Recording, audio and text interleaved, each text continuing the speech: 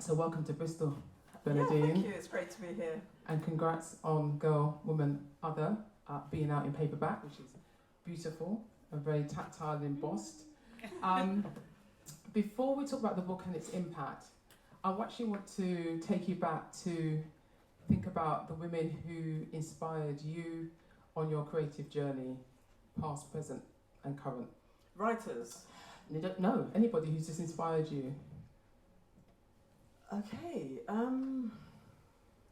You know, I went to drama school. I went to a place called Rose Bruford College of Speech and Drama, which is now called Rose Bruford College of Theatre and Performance. And it was, I was on what was called a community theatre arts course, where we were encouraged to create our own theatre. And I realised quite recently that nearly all the people who taught me there were women. And they were women coming in from very political, often very feminist theatre companies. And they completely, I think, helped shape me as a young artist, you know, because they were women. This was in the 1980s, actually 79 to 82. So they were, you know, feminists at a time when it certainly wasn't fashionable the way it is today to be feminist. They were very much at the cutting edge. They were, you know, artist activists who were creating their own theatre. They were powerful, they were strong, and they encouraged us to be the same. And my course had mainly women on it, and we were very empowered by them. And then when I left drama school, I formed a theatre company with Paulette Randall and Patricia St Hilaire called Theatre of Black Women, which was Britain's first black women's theatre company. And I don't think that, well, I know for a fact that wouldn't have happened if I hadn't have been taught by so many women, because there were the sort of faculty who were there all the time, and there were only about 4 or 5 of them. But every time we did a show, and we did a show a term over 3 years, these women came in, and I don't think I had a male director at all. So they came in, fresh from the profession, went back into the profession, and taught us. Now, this is the thing, isn't it? Because there's a lot of things that happened in the 80s that, you know, we seem to have short-term memory, that we're thinking about all the progressions happening now, but the fact that you've mentioned that it was all women who taught you, and now we have an gender issue within theatre and film, for example, now. I mean, that's quite... You know, it's interesting. Worrying, I isn't think the longer I'm having a bit of a problem with this. Yeah. Okay. The longer you live, can you hear me if I'm like this? Okay, so the longer you live, the more you realise that some of the advances, I think we're witnessing this across Europe and America, and certainly in this country, the political advances that you make that are liberal and progressive and more inclusive can easily be kind of, it can be regressed. And that unless you keep up the protest and the lobby and the activism, the sort of so-called mainstream, the status quo, starts to close in on itself. So yes, we were young feminists doing our thing then, and to be honest, society has changed since the 80s quite considerably, but not enough. You know, so today we have the gender pay gap, we have the racial pay gap, which nobody talks about, but you know, for some of us, those two things are as important as each other. And you know, we're still living in a patriarchal society. Okay, so okay, so how long did Girl, Woman, Other? Because there's varying numbers flying around about how long it took you to write. Like 20... I've never changed the numbers. 5 years. Right. Okay. Yes. The thing is, when you give interviews, they just make stuff up. Tell me. Yeah. Okay. I think it's gone past. It's doubled that from what I've seen. I'm telling you.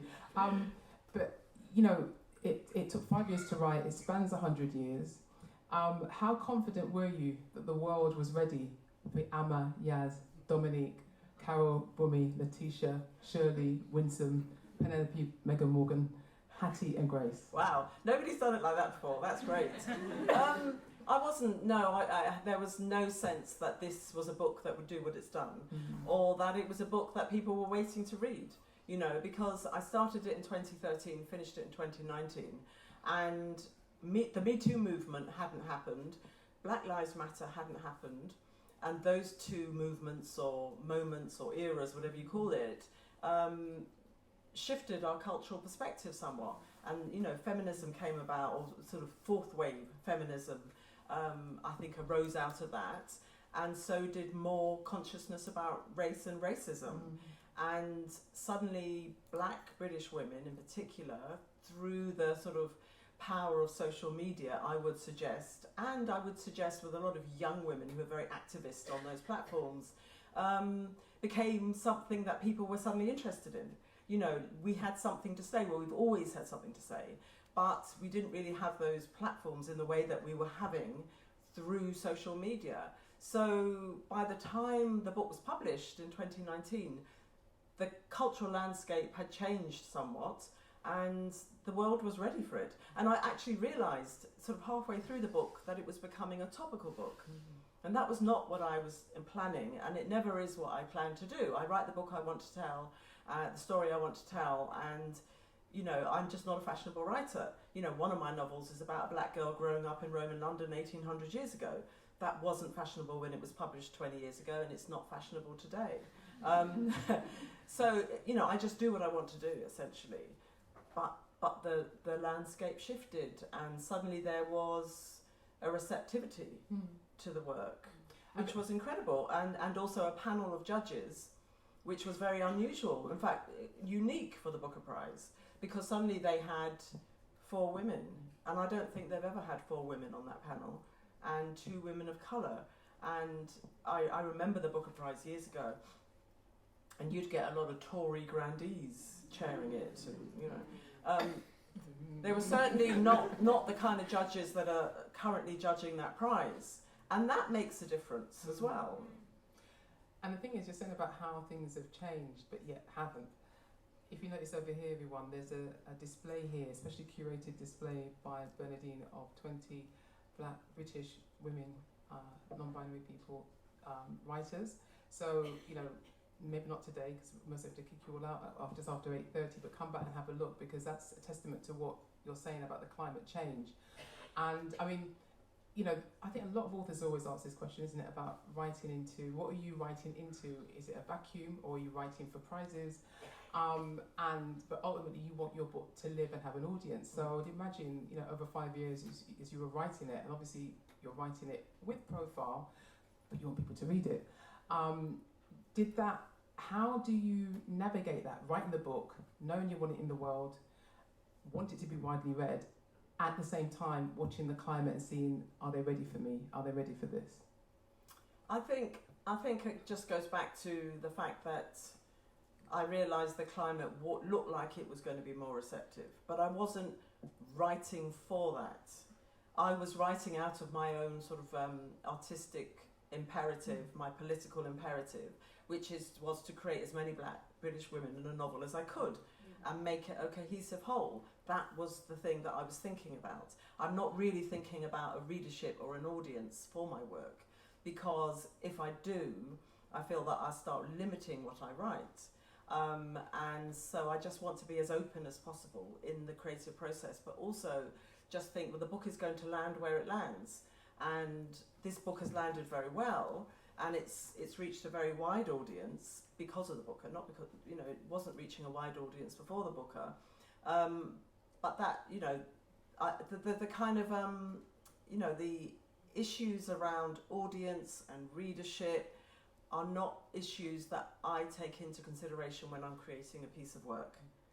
And I know some writers do. If they're writing a particular genre, they're thinking about what, you know, like crime fiction or thriller, there are certain ingredients that they need to put into that work. But when you're writing literary fiction, as I do, and experimental literary fiction, as I do, you know, it's about exploring the narrative in the best way that I can, and staying true to the story I want to tell and the kinds of characters who are emerging and allowing them to speak to me in a sense. Those are the considerations that I have in my mind. And if I start to externalize the reception of my work in the creation of it, then I think I'm going to lose something about the quality of the writing. Now we're going to actually experience the quality of that writing as you're going to do a short reading for us. Do you want to say a bit about the extract you're going to read? Yes. So I'm going to read from Amma as she opens the novel, and then I'm going to read a section from her daughter. Amma is, for those of you who don't know, she's a sort of 59, 60-year-old woman. She's a theatre director. She's been directing for 40 years. She's suddenly got a show opening at the National Theatre, and it's her big break. Amma is walking along the promenade of the waterway that bisects her city. A few early morning barges cruise slowly by. To her left is the nautical-themed footbridge with its deck-like walkway and sailing mast pylons. To her right is the bend in the river as it heads east past Waterloo Bridge towards the dome of St Paul's. She feels the sun begin to rise, the air still breezy before the city clogs up with heat and fumes. A violinist plays something suitably uplifting further along the promenade. Amma's play, The Last Amazon of Dahomey, opens at the National tonight. She thinks back to when she started out in theatre, when she and her running mate Dominique developed a reputation for heckling shows that offended their political sensibilities. Their powerfully trained actors' voices projected from the back of the stalls before they made a quick getaway. They believed in protest that was public, disruptive, and downright annoying to those at the other end of it. She remembers pouring a pint of beer over the head of a director whose play featured semi-naked black women running around on stage behaving like idiots before doing a runner into the back streets of Hammersmith, howling. Amma then spent decades on the fringe, a renegade lobbing hand grenades at the establishment that excluded her, until the mainstream began to absorb what was once radical, and she found herself hopeful of joining it. Which only happened when the first female artistic director assumed the helm of the National 3 years ago. After so long hearing a polite no from her predecessors, she received a phone call just after breakfast one Monday morning when her life stretched emptily ahead with only online television dramas to look forward to. Love the script, must do it. Will you also direct it for us? I know it's short notice, but are you free for coffee this week at all? Amma takes a sip of her Americano with its customary Kickstarter extra shot in it as she approaches the Brutalist Great Arts Complex ahead. At least they try to enliven the bunker-like concrete with neon light displays these days, and the venue has a reputation for being progressive rather than traditionalist.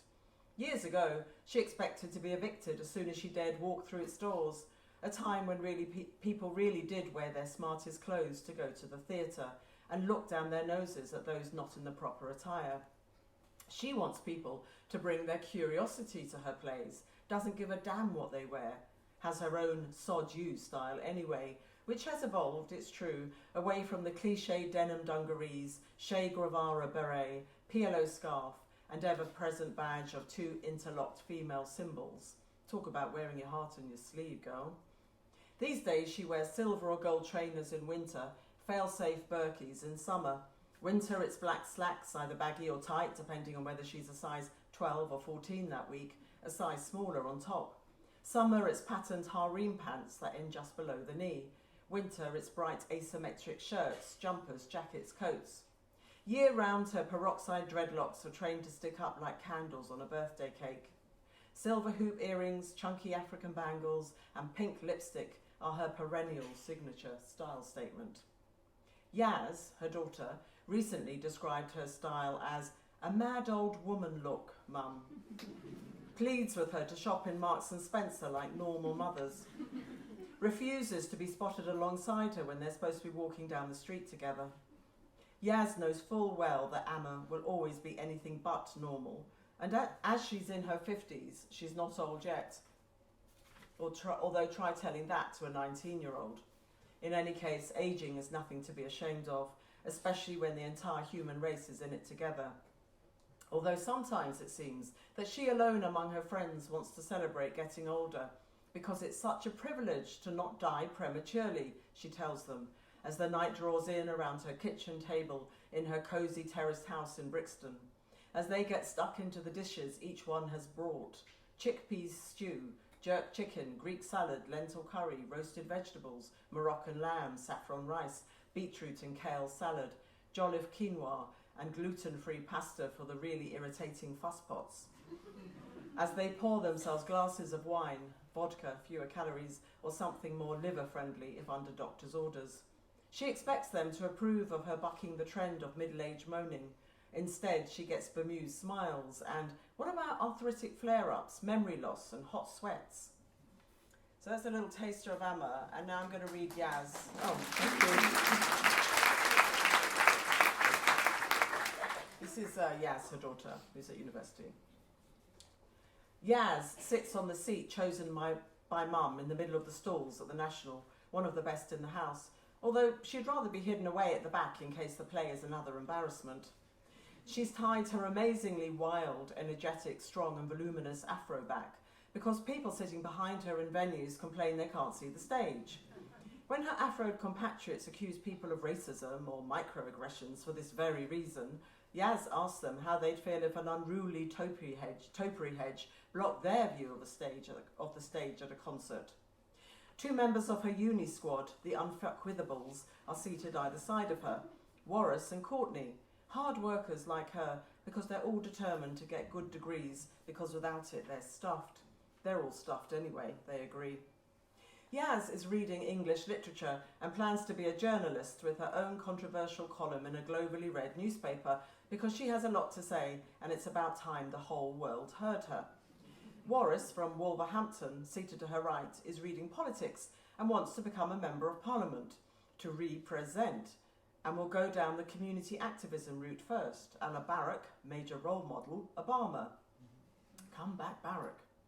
Courtney from Suffolk, seated to her left, is reading American studies because she's really into African American men, and she chose her course because of the option to study in the States for her third year, where she hopes to pick up a husband. The theatre is predominated by the usual greyheads, average age 100. Mum's friends and die-hard fans are dotted all over.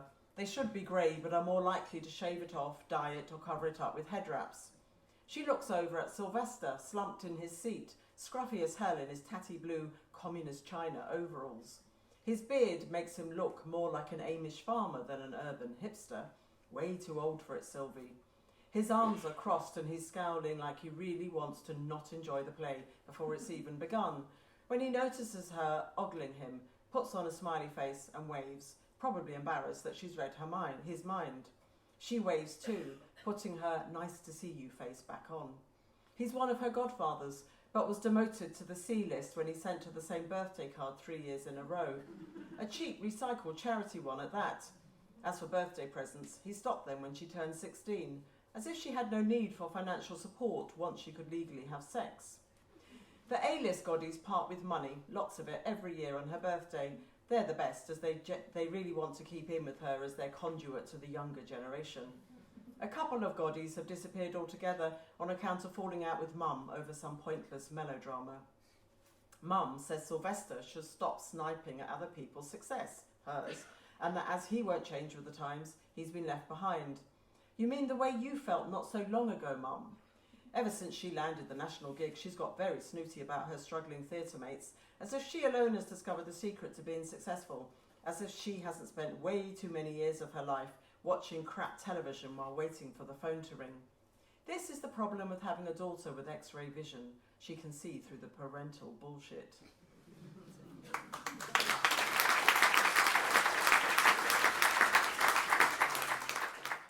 There's so many things running around my head when you're saying that. I remember about the afro, because something happened literally, before Christmas. A young black woman was in the theatre with an afro and ended up having to have a serious conversation and talk to someone behind her who's complaining about her hair. So again, about sort of how some things remain the same at the same time. But I think she should have tied it. I tie my hair back when I go to the theatre. Yeah. What did you Actually, want to? No, seriously, it's blocking the stage. Yeah. But I think, you know what? Like, as with everything, there's a way of asking, and I think True. the way the person asks, it end up becoming something else. Okay. You know. But it's just, and the fact that you're going to be at the National at the 12th in a couple of I'll be days there as well. 2 days. Yeah. No, So I love. 2 days. Yeah, on the 12th. But I mean, you can hear it, you know, from the reading. The book's poetic, free-flowing prose, which you call fusion fiction.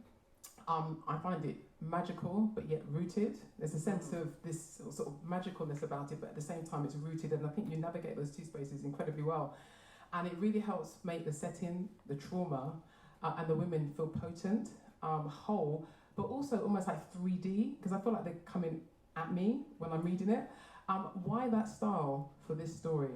Yeah, I call it fusion fiction because it's kind of fusing poetry and prose. Some people call it verse fiction or verse novel. I don't call it that. I don't care what people call it, to be honest, as long as they read it.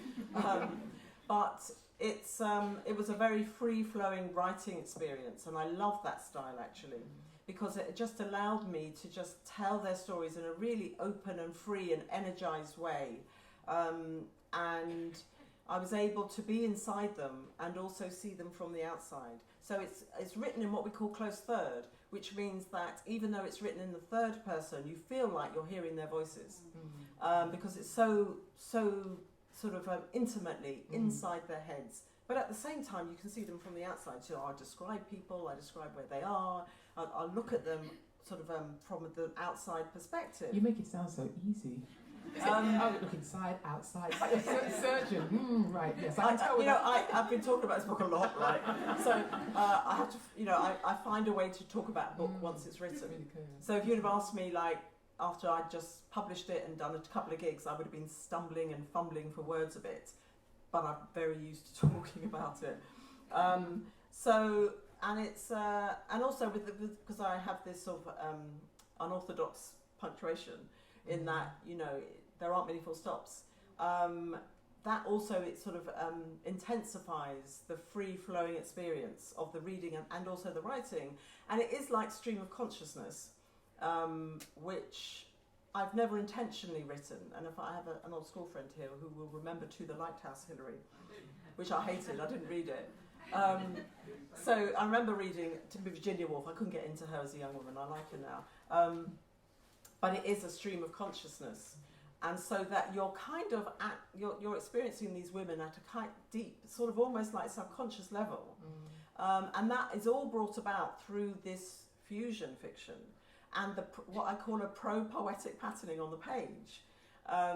So it's not really poetry, but it's like poetry. So there is breathing space because of how I've shaped the text on the page, and then it's also fusion fiction because their stories are interlinked.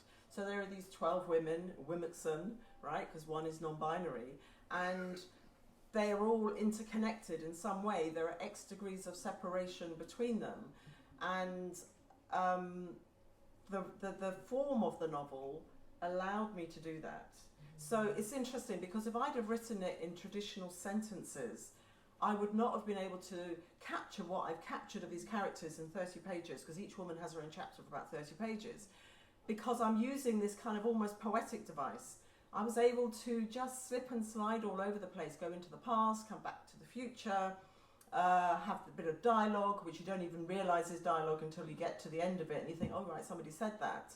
And a traditional novel using traditional punctuation, traditional paragraphs, traditional sentence structure, speech marks, would have just constrained all of that. And then it probably would have read like 12 different short stories. But it doesn't read like that because they're kind of welded together. And also, for me, I said that in the review that I wrote, that it was like literary rebellion. It's like you can see the rebellion of the women on the page because of how that style even looked visually. Because I thought, oh, it's so nice with the lowercase and no full stops. So even reading it was liberating. Do you see what I mean? As the reader, I don't know, what other people have said, but that's what I definitely felt. People don't. People who interview me, like on stage, will mention the form, but actually the people who are reading it often don't mention the form. It's like they're just into the story.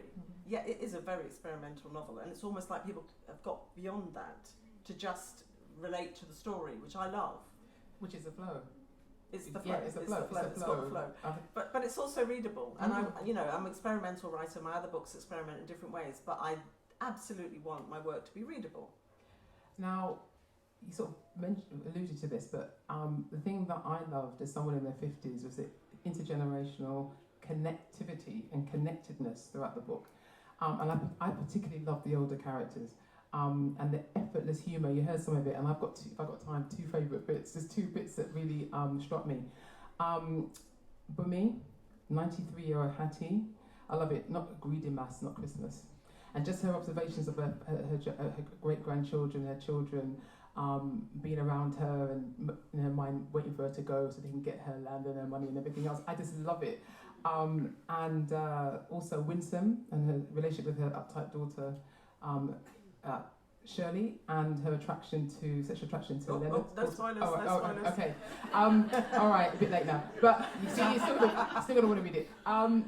but their backstories are so rich because you don't have an opportunity, or usually are in a position, even in terms of TV or books, to enjoy women from these backgrounds of that age in that way, I think. And it's painful and it's funny and it's very, very present, and it just felt, and also they felt known.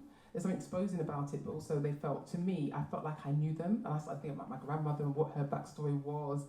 And it felt really important. I felt like they were standard bearers, and the foundations upon which the younger generation, who also featured in the book, stand upon. I mean, is that something that resonates with you? Because I think that juxtaposition between the generations was very pronounced, but I think for me there was this sense that this is where you've come from. Yeah. Well, I definitely wanted, it had to be intergenerational with these 12 characters. And, if anyone's read any interviews with me, I say the same thing all the time. And that is that, we don't get enough older women, basically, of any cultural background or colouring or whatever, race, whatever we choose to call it, in fiction or even on television. And even older writers will write young protagonists as if somehow, to create characters over 50, there's nothing to say about them. And actually, we've lived very long, very rich and very interesting lives.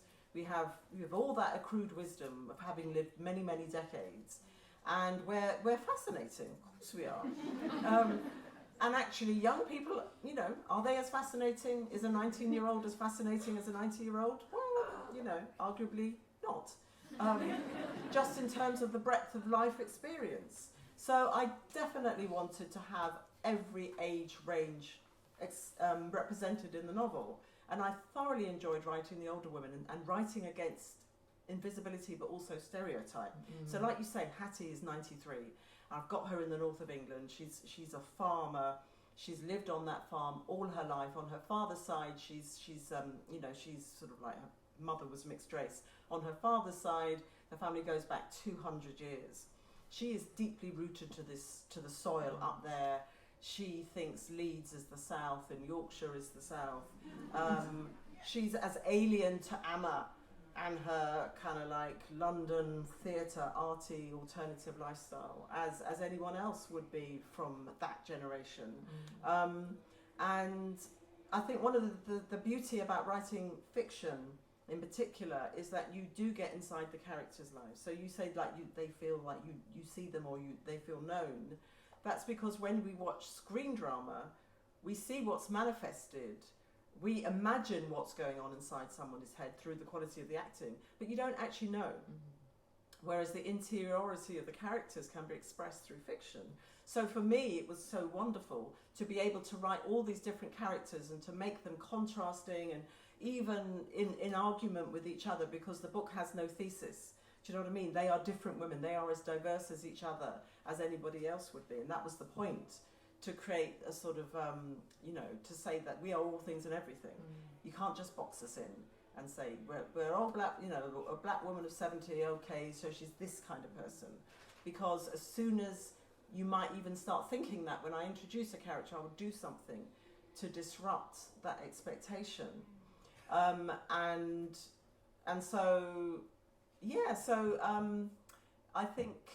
think because it is intergenerational, and they're actually 4 mothers and daughters, and that wasn't the intentional, but there are 4 mothers and daughters. I think that perhaps that's why it's being received in the way that it is, because at every step of our kind of lives, right up until the 10th decade, there are women going through very ordinary lives. My characters are very ordinary women, and you get inside them and you experience them and find out what they're like.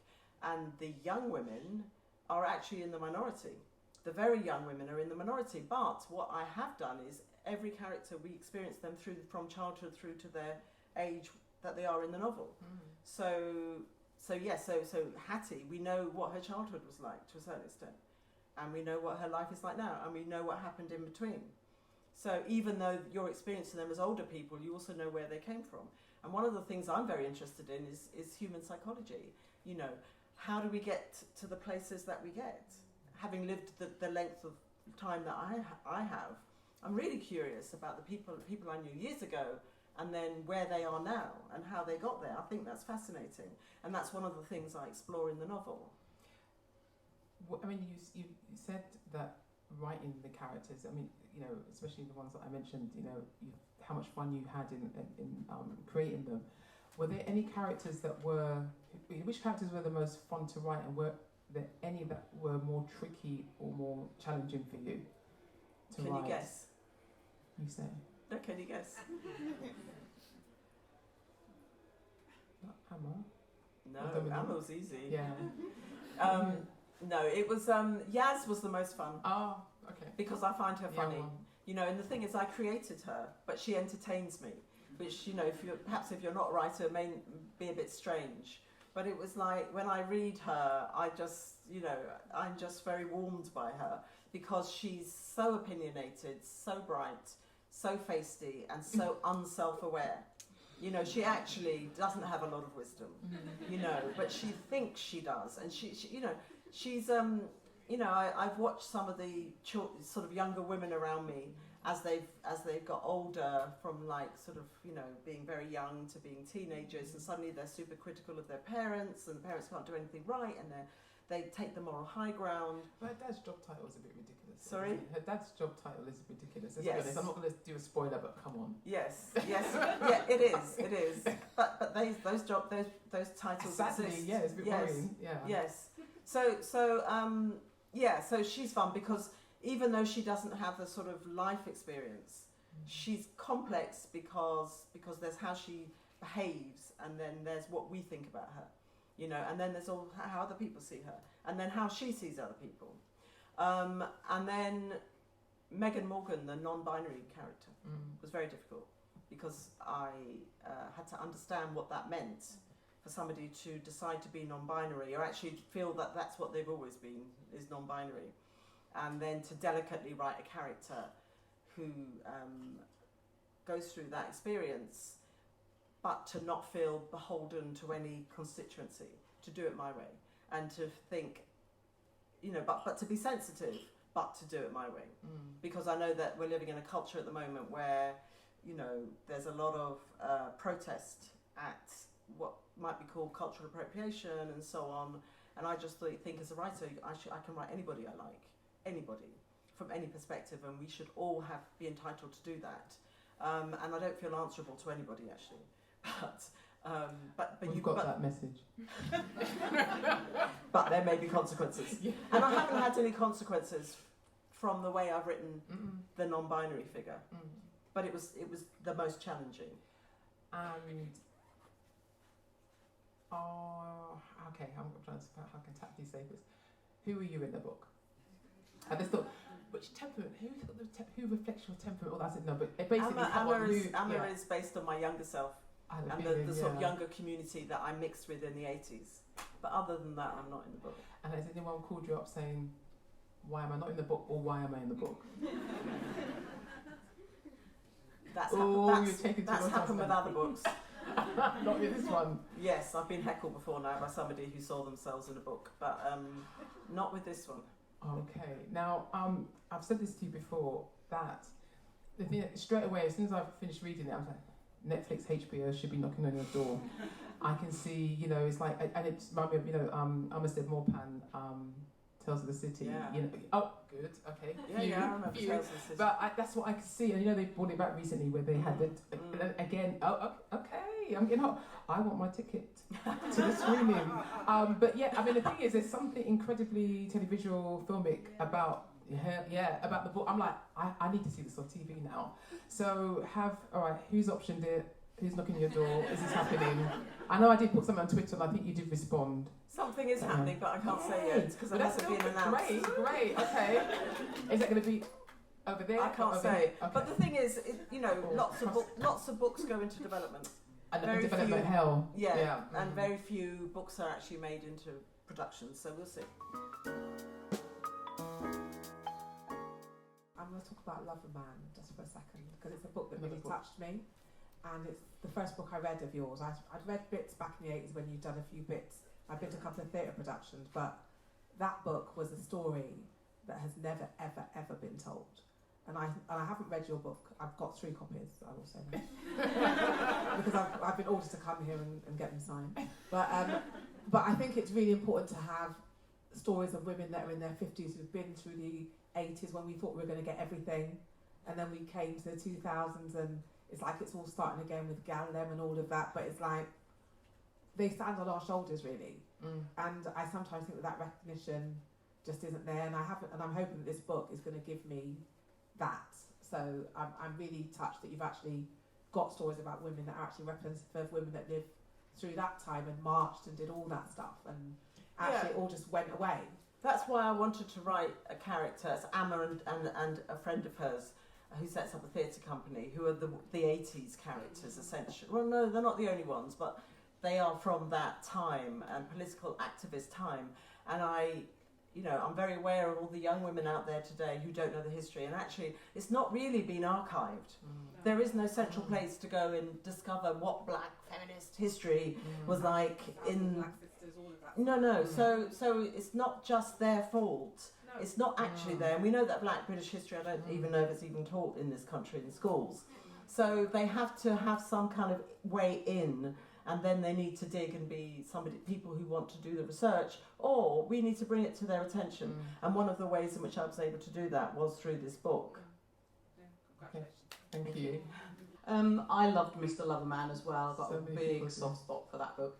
I wanted to ask you, with your theatre and performance background, and I remember seeing you as a performer, how you use that when you are developing these characters, because they come alive, and when you were reading out as well, I was I wonder if you're kind of walking around pretending to be them as if you're acting, because I know you are a consummate actress as well. Oh, So, yes. Well, I was. See, Hilary and I did... what did we do? You played Oberon. I wanted to play Oberon, and I played Demetrius. Haven't got over that here. I know. Yeah, absolutely. I think I started writing for theatre. So, and when you're writing for theatre, you're writing characters. But also at the same time as I was writing for theatre, I was also acting. So I was inhabiting the characters that I was writing at a deeper level than if I was just writing them. Do you see? So for the first 3 years of my professional life, I was doing those two things together. And it was through poetry, actually, because my drama was always dramatic poetry or verse theatre, whatever you want to call it. And so then when I started to approach writing character for books, that was the sort of toolkit that I used, if you like. So as an actor, you step inside your characters and try to become them, and that's what I do. I try to become my characters. I try to inhabit them from the inside. So with Mr. Loverman, Barrington, because he's the protagonist and he's the main person in the novel, his wife is there too, but she's a secondary figure. I definitely was inhabiting him and walking around seeing him, and thinking about him, and putting on a Caribbean Antiguan accent and so on and so forth, just jest with my husband and stuff. Oh, hello, darling, and he'd be doing the same back to me. So that was definitely, because it was one character, I got very deep inside him. With these other characters, I did it perhaps to a lesser extent because there are so many of them. But maybe that's also why it took 5 years, because all those different kinds of characters, to inhabit them and then to shed them and create another character just takes quite a while to do. So I wouldn't be this kind of writer, very character-driven writer, if I didn't have that theatre background. And you said something about the characters popping up like they were 3D or something. So when I'm writing characters, I want them to jump off the page. I want them to feel real and alive, as if that person is talking to you. Well, it definitely works. Thank you. I found it quite interesting when you mentioned writing the trans character, the non-binary character, and how you approach that. And I remember sitting in this room and listening to a white male author say something quite similar and being deeply irritated with him in a way that I wasn't when you said that you wrote it how you wanted to write it. And I was just wondering, what do you think makes what you did different and beautifully written and respectful versus a book like American Dirt, where American Dirt, I don't know that. okay, there's Twitter's in flames. Oprah's involved. It's a whole thing. Oh yeah, no, I've heard about it. Yeah, it's Hispanic book. Mhm. Yeah. Oh, that one. yeah, and the way that was handled by the publisher and the author was I think in a way very cruel to the community that it impacted. And as you said, you haven't faced consequences for the way you wrote this character, and it's credit to your writing and being a kind person from what it seems like. But had you received blowback, how do you think you would have approached that, or what would you say to authors that maybe want to embark on writing? You know, it's very interesting. So the book that you're referring to is where where's the writer from? I know she's American. She's Minnesota or something. But she wrote about Mexican refugees or something. Her great-great-great-grandmother is Mexican. Great-great-grandmother was Mexican. That's interesting. So there was a lot of controversy about the book. People didn't like how she had portrayed Mexican refugees, and a lot of Hispanic writers and other writers kind of have been protesting about it. I think when you you're writing from cultures that are not your own culture, you have to face the consequences, right? But that doesn't mean to say you shouldn't do it. I don't want to particularly refer to that because I can't quite remember the facts of that case. But there was also a book called The Help, for example, which was written by a white, privileged American woman who wrote the story of her family's maid. And because she was this white, blonde, marketable woman, and the book was well written, I did read it, in a sense it was well written, that book was promoted, and it was a bestseller, and it was made into a film. But a lot of people really didn't like what she'd done, which was to take her maid story, when she had benefited from being raised by this maid in the South, in the deep South in the 60s or 70s or whatever it was. And they also didn't like the portrayal of the character, I think, because I think they didn't find it credible, or they found her too passive or something. So maybe it's a case-by-case thing where you kind of question, whether you make a decision about whether or not that person should have done that or not. But essentially, as writers, we cannot stop ourselves from writing beyond our own experience, because that would mean that only black men would write black men, only black women, only white writers would only write white characters. And that's not the case when it applies to screen drama, for example. And nobody ever challenges that. So this argument, this kind of blanket kind of protest, this is not the right word, this kind of sort of uncompromising stance against cultural appropriation does not take into account that in different mediums, people do write beyond their own experience. So when you're watching EastEnders, you're not thinking, is that a white person writing that black character? Or is that a black character where, you don't even know, right? Because people are writing stories. But when it comes to novels, and I would suggest possibly only novels and hairstyles and jollof rice, then suddenly it's like you're not allowed to do it. But I believe in artistic license. And also, I don't even know if I believe in sensitivity readers. But if you're going to write, say, a Muslim woman living in Saudi Arabia, I mean, I don't know what's happening in Saudi Arabia now, but I was there in 2006. So let's say living in Saudi Arabia in 2006, she's Muslim and she's living with her family, and you've got her walking down the street wearing a miniskirt. That's wrong. That's factually incorrect, right? She wouldn't be wearing a miniskirt anywhere, and there are no streets because everybody drives. So, that's a factual inaccuracy. But actually exploring her and her family relationship beyond the facts of how that might pan out in that culture at that time, she could do that. Why not? I mean, a writer could do that. It's complicated. It's really complicated. But also the impression I got from the story was the fact that it fell into, you have all these other writers who are Latina and they're not getting the promotion. This person's written this book, and it's like all the weight of the publisher was behind it, and that is a I wish someone browner than me had written it, which I think was Well, that was the same with The Help. Yeah. I think there's so many different people coming from so many different sides. But thank you. Anyone else? Right at the back. Right, okay, so there's one at the back, one here, one here. So I think you just struck it. So you're gonna have a bit of exercise and go at the back. No, you can stay here, and one goes to the back. Both of you go in the back. Just one. No, okay, fine. I'm definitely not going to referee or coach. Okay. Hi. Can you hear me? You're quite outspoken. And you're quite brave, I would say. So my question is, when the book first came out, and then when it got like the hype for winning the Man Booker, and then there was a lot of hype because you had to share the Man Booker with Margaret Atwood. How did that feel? Like, how are you able to say or stand and say, this is my book, I obviously, defend what I've written, and I think it's worthy of the award. Did you ever doubt yourself? Just wondering how you were able to present and hold yourself in that moment where they were like, yeah, you win, but she wins too. Okay, so, the thing about the Booker Prize, it's not called the Man Booker Prize anymore, it's called the Booker, because Man was one of the funders and they no longer fund it. The thing about the Booker is it's really hard to get this prize. It's like nobody gets this prize, and it is the most important prize for the novel in the world.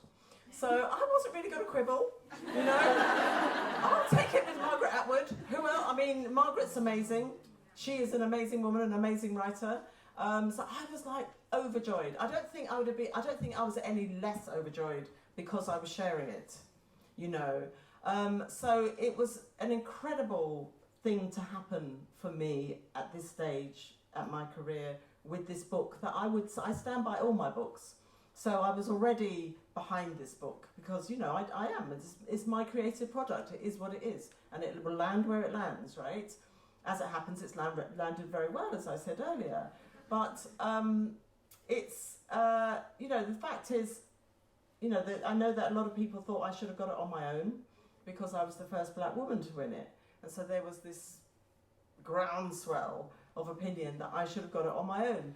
And maybe if it hadn't been me getting it, I would have felt the same. But actually, as the recipient, I was very happy to share it. I run a prize myself, the Brunel International African Poetry Prize, and some years we'll give it to 3 people. Some years 2, some years 1 person. So I actually think spreading the love is not a bad thing. It's just that for the Booker Prize, it's against the rules, and everybody expects it to go to 1 person because we're living in a culture where it's about the single star, isn't it? It's not really about everybody, it's just about the 1 person who's going to be kind of in the spotlight. So that's how I felt about it. It's just been incredible and amazing, and only good things have come from it. And do we share it? I say I won it. I'm sure she says. She's won it twice actually. I'm sure she says she won it. And sometimes I'll acknowledge that we won it together, but I still won it. I've still got my trophy. Yes. A couple of hands here. All right, there was some, yeah. I wanted to pick up on both a point that's come up in the questions, but also part of your introduction, which is you were introduced as a literary activist, which is a wonderful thing to be. But, kind of thinking about this question of representation, the issue that you've been touching on is that it's not just about what a writer can do, because of course as an artist you can do what you want, but we also know that that's not how the publishing industry works, and particularly in this country, the publishing industry is very white and very male. So I was just wondering if you could talk a little bit about your own journey, particularly as a very seasoned author, with the publishing industry from, when you started doing your own thing to now being a Booker Prize winner. It's very white, but it's not very male actually. The publishing industry is really female. I mean, I think that the chief execs tend to be more male than female, but it is a very female profession. But it is a very middle class profession, and traditionally a very Oxbridge profession, especially at editorial level. That's changing. So my publisher is a white man, and I've been with him. His imprint is Hamish Hamilton, and the publisher is Penguin Random House. and I've been with them 20 years, and it's been an entirely positive experience for me, because he is somebody who has a list of writers who are all doing their own thing. So he is seeking writers who are, most of them are very politicized actually, but who are original, unique, perhaps experimental in terms of their output. So this book being published by him, you know, he's published every book that I've written since 1999, 2000. I don't know if this book would have been accepted by another publisher. I don't know, because it's done what it's done now, but I know what the climate was like, the publishing climate was like a few years ago, where they weren't publishing black stories or even Asian stories. They weren't publishing working class stories or people stories about people with disabilities or queer stories, you know, which is why Penguin has this scheme called Right Now, where they've been mentoring scores of writers who are writing from all those sort of traditionally marginalised perspectives to change the nature of what we read, because they realise that so many people have been excluded. So this book, you know, 12 black women, some of them, you know, quite a few of them on the queer spectrum, experimental. I would say that this book landing on most editors' desks just a few years ago would have been rejected. I don't think it would have found a publisher. But I've been with my publisher, so he bought it because he always does. You know, I mean, you know, I think the fact that I've been, in a way, kind of safe with him has allowed me to do what I want to do, because that's what he wants, without me making a lot of money for him or having like a massive reputation. So that's been my experience. Thank you. All right, there was, I think someone who was wait here, unless they thought they've had their question answered. Any more hands? Okay, there's one. Yeah. Hi. Thanks for all of that. I think I would just really love you to talk a bit more about the process of creating and growing your characters. I think I could listen to you talk about that all day. I'm just wondering, did you write them from childhood into adulthood? Did you start with a kind of moment you just had a vision of Hattie, like she's the one who she's walking with the stick, right? That's Hattie. Did you like start there, you just saw that, and then you grew her childhood backwards? Or their childhoods came at some stage in the story. Because I like to find out where my characters come from with all my books, there's always a sense of where they've come from. So, but each character, most of the characters came to me as the age they are in the novel, kind of the main age they are in the novel. So Amma was in her 50s, Yaz is 19, Hattie came to me at her great age, Winsome at her age, and then I kind of worked backwards and kind of worked out, you know, the route that they've taken.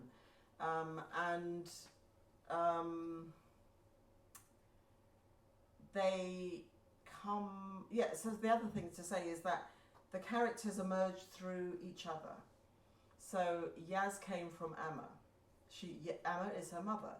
So writing Amma's story, I then thought, okay, where's this story going to go?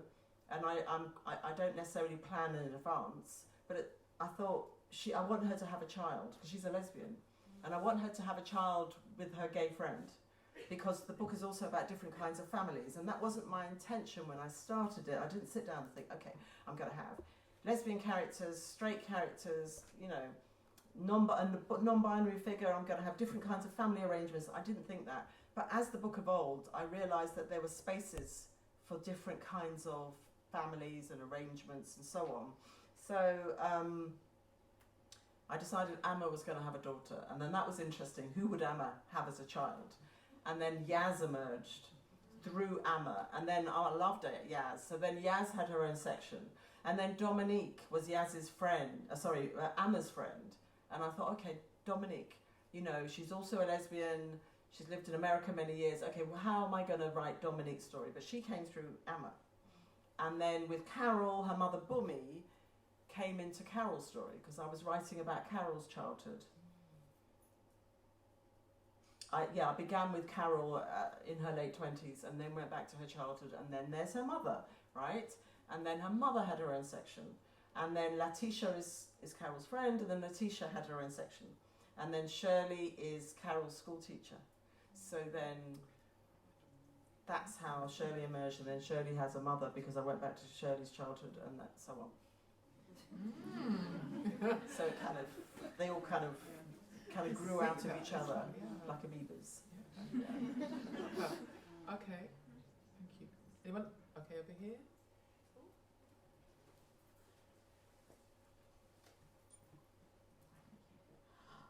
Hi Bernardine.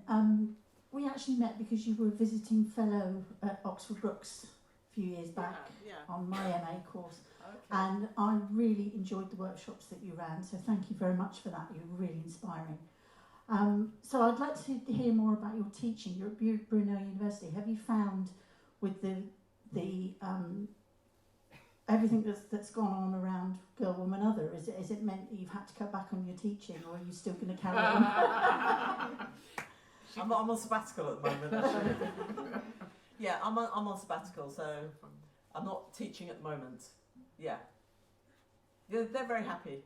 They're very, very happy with me. Yeah. Go forth. Just mention Brunel, but go forth. Yeah, Brunel University London, that's where I teach, yeah. Okay, any other questions? Yeah, right in the middle, it's fun.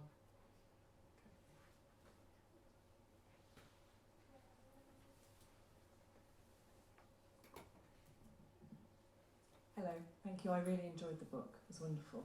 What's next? I don't know. And I wouldn't talk about it either.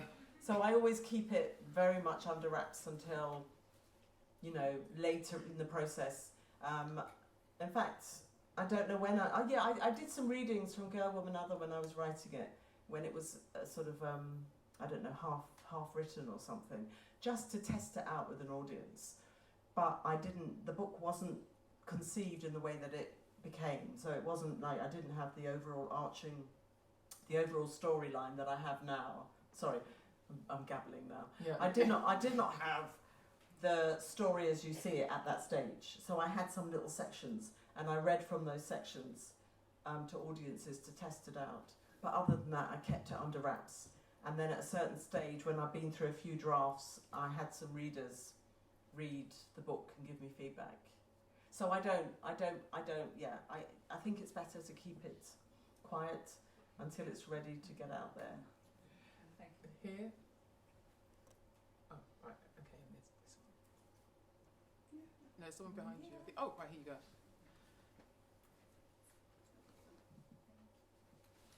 Hi Bernardine. Hi. I was just wondering how the book has changed you. Oh, completely. Totally up myself. Do you see the murk? Yeah, I can see that. You see that big murk outside now? Do you feel different? Or? Do I feel different? Yeah. I feel, I do. Yeah, really. How? I've been writing 40 years, right? Yeah. To get this at this stage. Well done. It's been incredible. It's changed my career beyond recognition. Yeah. But me personally, I sometimes have to remind myself I won it. When I get worked up the about imposter syndrome. No, I don't have that. No.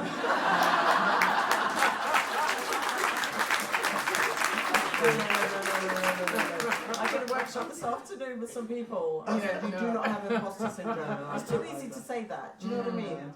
What does that mean even? Do you know what I mean? Yeah, so, I agree. Yeah. So I actually feel very entitled because many years ago I did personal development courses so that I would feel entitled. I'm as entitled as Boris Johnson. Yeah. But what's interesting is that people treat me differently. People look at me with sparkly eyes. And they say, oh, it was an honour to work with you. Okay. No, but it's career-wise, it's been incredible. But my home life, I still watch. I've been watching Love Is Blind. I love it. I watched Succession. It was fantastic. I'm still doing the same thing, same life. But I know that this has happened and that my work is reaching beyond not beyond my wildest imagination, but it's just reaching out more than it ever has before. and that's just an incredibly sort of satisfying feeling without being smug. That's good and well deserved. Thank you. I'm curious. Right, Heather, sorry, I'm going to step in just 1 minute. But I'm curious because I think you did. Is it Hay Festival in Abu Dhabi recently? Yeah. And I'm just curious because we've the impression, you know, because it's such a rooted British story in a way. I'm just curious how you were there. What's the reception like there? How are people engaging with your book outside of the UK? Abu Dhabi is like something like 9-to-1 expats. Yeah, fair enough. So it's all British people in the audience and international people. I don't really know. It's selling, translation rights have sold to 25 territories and is doing very well in the States, but I haven't actually. I went to Nigeria to a festival there in the autumn, and that was great, but I'm half Nigerian, so it's like, they kind of claim me. But other than that, I haven't actually been travelling. I'm supposed to be in the States in a few days' time, but probably won't go because of coronavirus. But, I don't know yet. But I think people underestimate the kinds of literature that people like around the globe. Because when I have done a lot of touring as a writer with my books, and, I've had a great reception to my work. I mean, a lot of the Black British writers have that. Look at Alex Wheatle. He's big in Sardinia. Wow. He's a children's author. He's general fiction, but it's always surprising where people love and get your stories. Yeah. Heather, you wanted to ask a question? Hi, thank you. So we did an Instagram live interview yesterday, but there are still some questions that I didn't get to ask. Oh my God. So you can choose which one you want to answer. So one of them is, what was one of the most surprising things you learned in creating your books? Because there are so many. And also, one of the most surprising things I learned about one of the most surprising things you learned when creating your books. So I know you talk a lot about positive mental attitude, but I wonder, is there anything else? But then another question, if you're no, you've got 2 minutes. Oh, you've got 2 minutes. Okay. Pick your one. Pick the one you want to. What do you think makes a good story? Okay. So I can go into teaching mode now. Oh Lord. Okay. Strong characters, conflict, characters' desires. Your characters have to desire something, and then you don't give them what they want. That creates the conflict and the tension. Happy lives are good to lead, but not to read. Right? I tell my students. So and then everything that you know about life you put into your stories, all your knowledge about human behaviour and visual description, all kinds of description, interactions, relationships, all of those things are ingredients that you put into your fiction to make it come alive. But essentially, give your characters strong characters, narrative drives, make them flawed and complex, and don't give them what they want. We can take one more question before we start wrapping up. So this is your opportunity. Last chance. I sounded like Antiques Roadshow or something. Okay, right, there's someone right in the middle here. So, if you do you think you ever saw yourself ever being in this position? And if you could go back to yourself, what would you say? In your lowest point, and when you were younger, now that you're here, what would you say to her? I think I wouldn't. I'd say just carry on doing what you're doing, because we are the people that we are because of who we've been. Right, so I do get asked that. What would you change? What would you say to your younger self? I would say just go through it all. Go through everything you've been through over these decades, because it's brought you to where you are.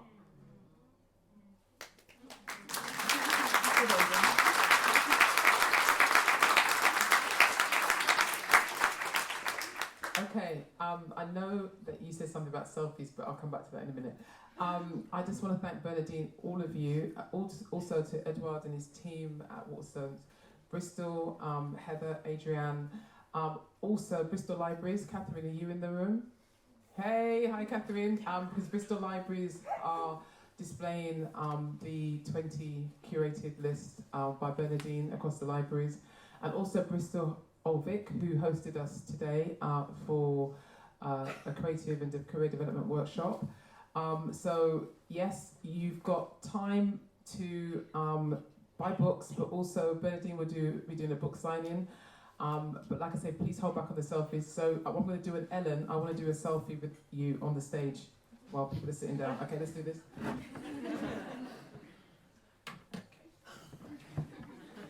All right. So no one sort of can grin. Alright, talk amongst yourself. Yeah, that's what I mean. Yeah, here we go. Alright, so, okay, yeah, you bend down, you bend down. Yeah, hang on. Alright, that's it. Alright, hang on. Trying to get that. Alright, hang on, we'll do it twice. Alright, you're so well behaved.